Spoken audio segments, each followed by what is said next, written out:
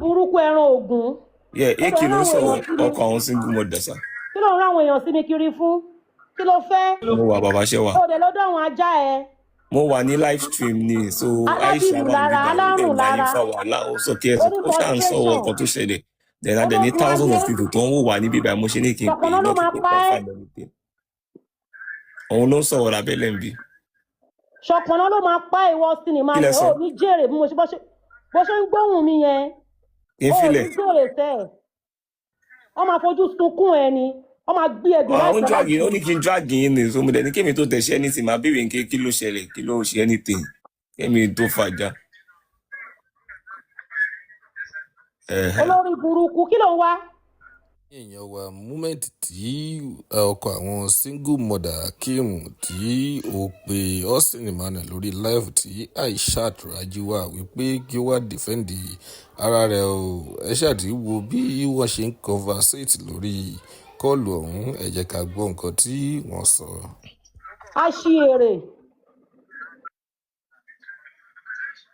Kò sí wàhálà ẹ̀gbọ́n ẹ ṣáà ẹjọ́ ẹni sì tó bá ṣe ṣẹlẹ̀ ẹ calm down. Ó ní fíìmù ọlọ́wọ́ ọnú olóṣì kò rí nǹkan jẹ ẹnu wèrè ti gbẹ ẹnu ẹ̀ ti kan sígbó ó ní kẹ́mi kó wá pẹ̀lú wa ọ̀rẹ́ lè jẹ́ ìláìfì yẹn kẹmọ̀kọ́ kẹgbọ́ àwọn nǹkan tó ń sọ kọ̀sọ̀ allegation tó ń lé ó lọ fà àwọn blogger dẹ̀ ń gbé àwọn ọ̀rọ̀ tó ń sọ.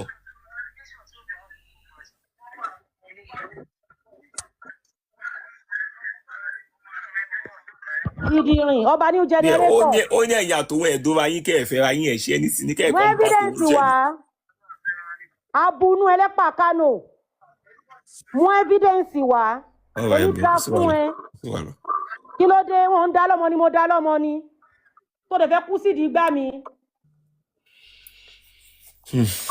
onífìmù ọlọ́wọ́ ọnú àní gbogbo millions mi ni olórí burúkú ìbá mi waste ìdànù sẹ́ẹ̀ gbogbo àwọn iṣẹ́ yẹn báyìí àwọn iṣẹ́ yẹn dojúrú lọ́jà ni.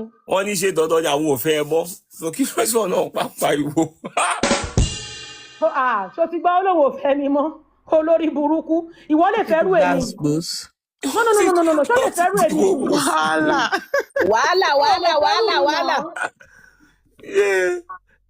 Ó lè fẹ́rù mi náà ìwọ alárùn lára. Báwo lè ṣe pọ̀ kó láṣọ fi rìsọ́ọ̀tì wọn ẹni káyìn àwọn yẹn pọ̀. Ọ̀rọ̀ wo ló pọ̀? Máa lo àlẹ́jì o. Aisha lo àlẹ́jì o bí o sí Nàìjíríà ló wà Nàìjíríà o. Ó wà ń bẹ̀. Ìwọ àti ta. Ọ̀dọ̀ iná gbẹ́jọ́ wa wà ń bẹ̀ wèrè. Ìwọ àti ta ni ó gbẹ́jọ́ wá ni o. Mọ́ ọ̀ fún bí o. Ó wà ń bẹ̀. Ó gbẹ́jọ́ wá ni o. Aṣiwèrè. Olórí burúkú. Òun náà ó ń ṣe bí ọkùnrin. Aláìníṣẹ́ lápá kò níṣẹ́ lápá kò níṣẹ́ kò láàbọ̀ aláàbọ̀dó. Yípa. Olóṣì ìdìgbòlò. Yé ta ló fẹ́ sẹ́sù ìjà yìí báyìí? Ta ló fẹ́ yọ ojú ẹ̀ báyìí? Yé. Ó lárùn lára ó lárùn lọ́pọlọ àrùn wà nú ẹ̀jẹ̀ ṣáà máa lo Àǹtí Aisha ẹ má bínú nǹkan tó ń sọ ń sìn ṣẹ́yìn ṣì láìkó oko wọn ṣe fẹ́ dóko wọn.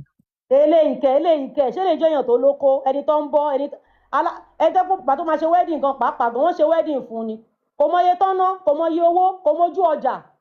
because tọkùnrin àtobìnrin bá ti ń jà jù bí yẹn ṣì nífẹ̀ẹ́ ara wọn ni o. kí ló ń wá lọ́dọ̀ mi kí ló ń drag mi fún mo drag mi títí tí last year nìyẹn kí ló fẹ́. Wọ́n fọ́ fún yín ni wọ́n fẹ́ gba pátánde yín. Kò lè rí gbà. Kò yé mi mọ́ o ẹ má bí ṣé wọ́n tuntun drag yín lọ́dún yìí ní báyìí. Kódà. Ibiringi tó ló ti yẹ wọn ló ti lógún wọn tí wọ́n wá níyẹ ibiringi. Mo rò pé bí last year lẹ́ ń sọ ni. Last year mo pè ṣá. No, ó ti rí mi ó yà kó tuntun drag ó tuntun sọ. Alágídí wọn ti tilẹ̀kùn mọ́rí báyìí kò lè jáde. Olórí burúkú ẹ wò bàbá yìí ẹni àìjírí ẹni àìjí kò ní bó ṣe wà.